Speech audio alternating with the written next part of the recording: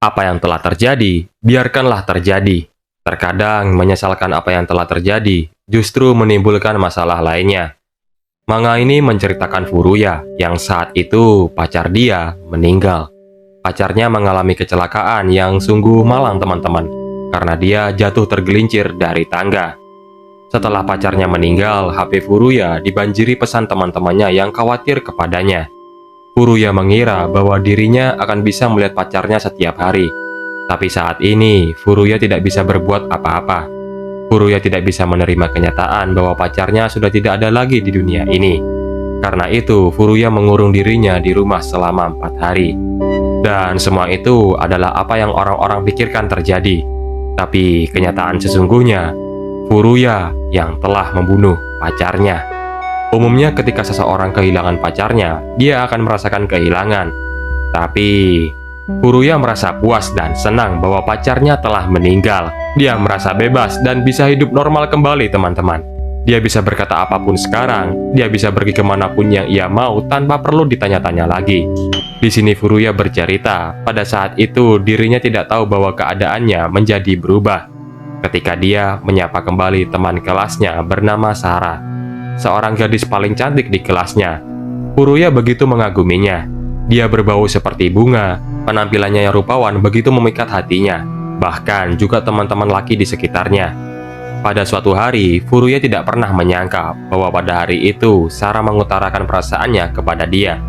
Ketika ia menyadari bahwa gadis yang ia kagumi menjadi pacarnya, Furuya berasa ngefly teman-teman, seperti dimabuk cinta.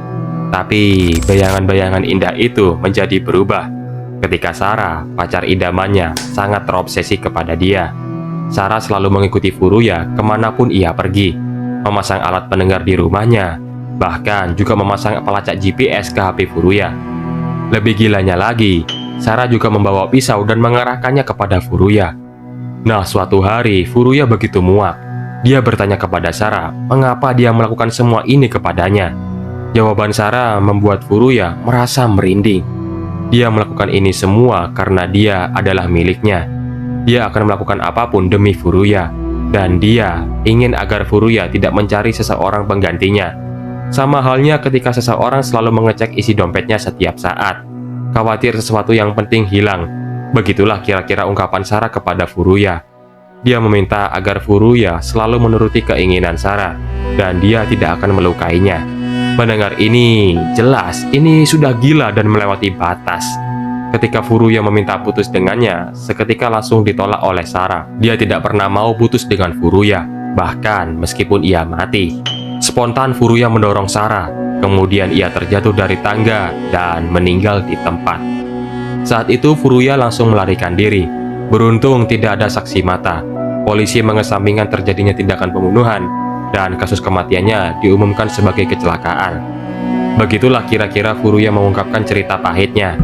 Tapi tiba-tiba banget Sarah muncul kembali di hadapannya, mengajak kencan Furuya kembali. Jelas di sini Furuya terkejut. Dia berkeringat dingin. Ia tidak menyangka gadis mimpi buruknya muncul kembali di hadapannya. Sarah memang mati, tapi wujudnya saat ini adalah arwahnya. Karena terlalu mencintai Furuya, Sarah kembali datang untuk melihatnya kembali. Dengan kondisi panik, Furuya langsung mengambil garam dan kemudian melemparkannya kepada Sarah. Ia meminta agar Sarah meninggalkannya. Sayangnya, garam yang Furuya lempar nggak bisa mengusir Sarah. Di sini, Furuya benar-benar marah karena perbuatan Sarah selama ini. Furuya mengatakan kalau mental dia udah rusak. Setiap hari dia bangun dalam kondisi takut. Sampai-sampai dia itu nggak berani berbicara kepada orang lain. Mendengar kekesalan Furuya, Sarah hanya berusaha memahaminya. Dan Sarah kemudian meminta maaf perbuatannya selama ini. Tapi Sarah tetap bersikukuh kalau dia itu masih menjadi milik Furuya. Furuya hanya terdiam. Walaupun Furuya benci kepadanya, bahkan membunuh dia, terlepas dari itu semua, Sarah masih mencintai Furuya. Dia nggak peduli kalau Furuya yang membunuhnya. Furuya hanya memaku, kayak nggak tahu harus ngomong apa lagi gitu. Sarah bilang kalau dia akan bersama Furuya lagi mulai sekarang. Wajah Furuya mengekspresikan seperti mimpi buruknya kembali lagi. Sarah terus terang kalau dia menghampiri Furuya bukan berarti menghantuinya, tapi itu adalah kehendaknya sendiri. Dia juga bilang kalau seandainya dia bisa pindah ke dunia lain, dia udah pasti ngelakuin itu. Dan solusi agar Sarah pergi dari hidup Furuya adalah Furuya tidak boleh memiliki penyesalan kepada dirinya. Badan Furuya gemetar, dan dia masih nggak menyangka kalau yang ia lihat sekarang adalah arwah Sarah. Tapi yang lebih mengerikannya lagi, dia nggak bisa putus dengan Sarah meskipun dia udah mati. Dengan ekspresi kayak sombong, Sarah punya permintaan untuk Furuya. Satu-satunya pilihan yang sulit ditolak oleh Furuya. Mendengar ini, dengan cekatan, tangan Furuya seperti mau mencekik Sarah. Tapi sayang sekali, itu tidak bisa, karena dia adalah arwah. Pada akhirnya, Furuya terpaksa memilih satu-satunya jalan, yaitu mendengarkan permintaan Sarah. Furuya hanya bisa pasrah, teman-teman. Dan dia menuruti permintaan Sarah, yaitu dimulai dari kencan. Bagi Sarah, kencan bersama Furuya adalah hal yang paling indah. Tapi berbanding terbalik bagi Furuya. Sepanjang jalan, ia hanya bisa terdiam, pasrah mengikuti segala kemauan Sarah. Meskipun begitu, Furuya merasa heran permintaan Sarah. Kenapa kencan gitu? Kayak ada yang janggal. Sarah kemudian mengajaknya pergi ke sebuah kafe. Melihat tingkah Sarah, Furuya seperti bingung. Karena dilihat-lihat, Sarah itu seperti gadis normal. Setelah mereka masuk ke kafe tersebut, Furuya memesan 2 menu, yang mana 2 menu ini adalah permintaan Sarah. Meskipun Sarah tidak bisa memakan kue tersebut, setidaknya dia tahu rasanya dari Furuya. Setelah Furuya mencicipi kue tersebut, baginya ya rasanya biasa aja. Tapi ya namanya Sarah itu cewek, nggak percaya. Ia kemudian meminta Furuya menyuapinya. Terlihat aneh, tapi ya bagaimanapun ini permintaan Sarah. Dengan terpaksa, Furuya perlahan-lahan menyuapi Sarah. Tapi sayangnya tidak berhasil. Sarah hanya bisa tersenyum pahit, melihat kenyataan bahwa dirinya sudah tidak bisa lagi mencicipi kue yang ia inginkan.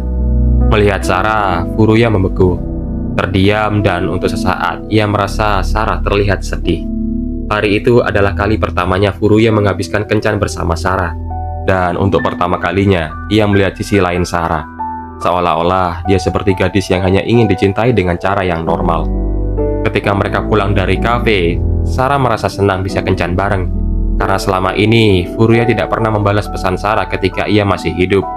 Ekspresi Furuya saat mendengar perkataan Sarah masih bertanya-tanya. Ia meminta maaf. Dan entah kenapa, Sarah menjawab bahwa ia memaafkannya, dan semua itu adalah masa lalu. Terus terang, Furuya masih dihantui rasa kebingungan. Ini aneh. Apakah Sarah selalu senormal ini gitu? Karena dalam ingatannya, Sarah adalah seorang stalker, gadis yang terobsesi kepadanya. Tapi sekarang ini, entah kenapa Furuya merasa Sarah terlihat manis. Ini ironis gitu, dia yang membunuh Sarah, tapi kenapa dia bisa berpikir begitu? Lamunan dia seketika berhenti ketika Sarah mulai bercerita mengenai kehidupan sekolahnya. Sarah adalah murid yang menonjol di kelas. Itulah kenapa dia khawatir jika gadis lain mengawasi Furuya karena Sarah. Sarah juga ingin bisa hidup normal, dan dia benar-benar meminta maaf selama ini kepada Furuya. Pendengar ini, jelas Furuya nggak menyangka perasaan sejujurnya dari Sarah. Dan dia terus memikirkan perbuatannya selama ini. Furuya merasa seperti bersalah kepada Sarah selama ini. Kemudian Furuya bertanya kepada Sarah, apakah dia membencinya? Sarah menjawab, jika ia bisa berkencan seperti ini dengan Furuya, maka ia bersyukur ia mati. Sarah kemudian meminta satu permintaan lagi, bahwa Furuya tidak usah menyalahkan dirinya sendiri, karena dia tidak marah pada Furuya meski telah membunuhnya. Mendengar ini, Furuya terdiam.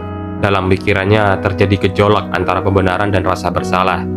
Dia terus meyakinkan dirinya sendiri bahwa ia tidak bersalah. Tapi melihat Sarah seperti ini lagi, merasa bahwa perbuatannya adalah salah. Setelah itu, semua yang Sarah minta adalah hal-hal yang biasanya orang lakukan saat pacaran. Sarah tidak menguntit Furuya lagi. Furuya merasa Sarah seorang pacar imut yang normal. Hanya saja kenyataan bahwa dirinya sudah mati.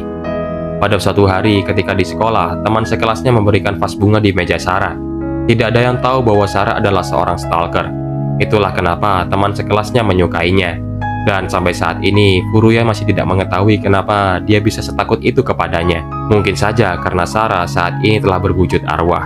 Sepulang sekolah, Furuya bertanya kepada Sarah mengenai keinginan di ulang tahunnya. Di sini, Sarah hanya bilang terserah kepada Furuya, karena ia sudah merasa senang bahwa Furuya sudah mengingat ulang tahunnya. Tapi Furuya menolaknya.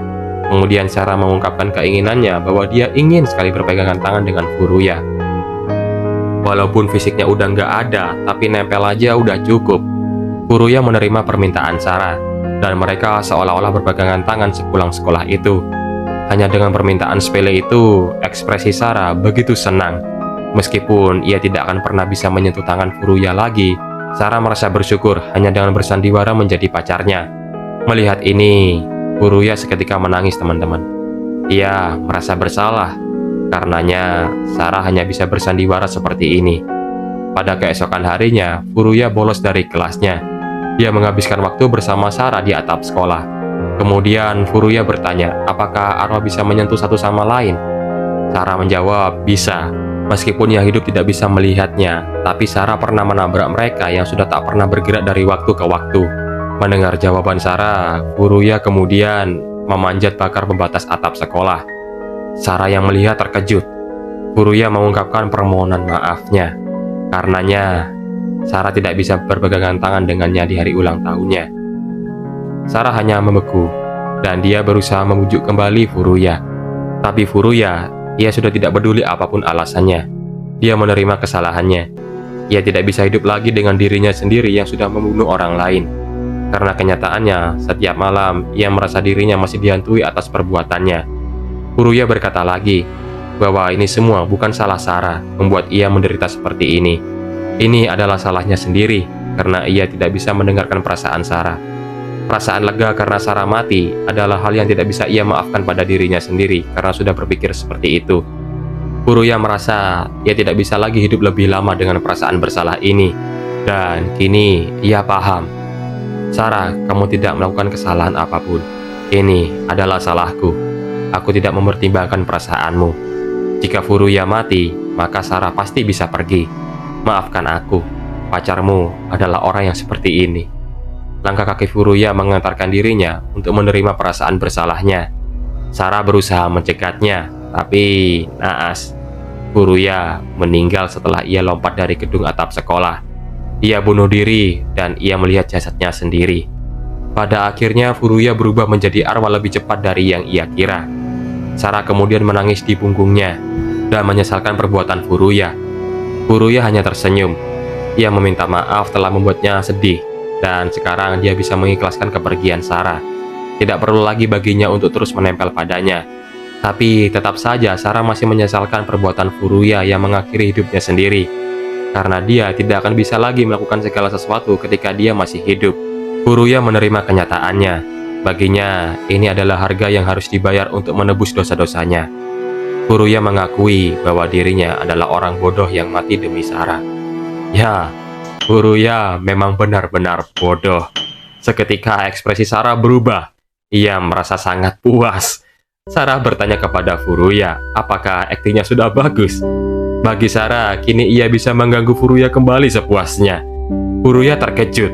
Ia seperti telah ditipu oleh Sarah. Selama ini, ternyata Sarah selalu menunggu Furuya mati. Sarah mengungkapkan bahwa ia senang bisa tinggal bersama Furuya. Tapi itu semua tidak ada artinya jika ia tidak bisa menyentuh Furuya. Ia terus berpikir keras agar ia bisa membawa Furuya ke kematiannya. Satu-satunya jalan adalah dengan bunuh diri. Dengan rencana kejinya, Sarah membuat Furuya terus mengalami dilema terhadap perasaan bersalahnya. Dan dengan begitu, perlahan Furuya akan termakan emosi tersebut dan melangkahkan kakinya menuju kematiannya. Itulah tepatnya yang barusan Furuya lakukan. Sangat menyenangkan. Furuya terdiam, dan ia hanya berkata, Kau menipuku. Tapi menurut Sarah, Furuya bunuh diri atas tindakannya sendiri. Jika dirinya merasa dihantui sesuatu yang bodoh seperti rasa bersalah, maka ketololannya dia tidak perlu sampai membunuhnya. Bagi Sarah, itulah sisi Furuya yang imut. Apa yang sudah terjadi, tetaplah terjadi. Furuya depresi, tidak bisa mengatakan apa-apa lagi, teman-teman. Masih tidak menyangka bahwa dia ditipu oleh Sarah. Bagaimanapun, yang menganggap Sarah tidak bersalah adalah Furuya sendiri. Dan itu membuat segalanya menjadi masalah bagi Furuya. Mulai sekarang, mereka akan bersama lagi, terjebak di alam yang sama untuk selama-lamanya. Naas, Furuya termakan oleh pendiriannya sendiri, yang ia ciptakan atas dilema pembenaran dan perasaan bersalahnya. Terima kasih yang sudah menonton video ini hingga akhir. Terima kasih kepada Hakuri sebagai komikus yang telah memberikan sepotong moral bahwa setiap langkah yang kita ambil akan selalu ada konsekuensinya. Tinggal bagaimana kita menerima dan bertanggung jawab atas konsekuensi tersebut. Judul manga one shot ini adalah Machigate Itanowa Oreda Tanda.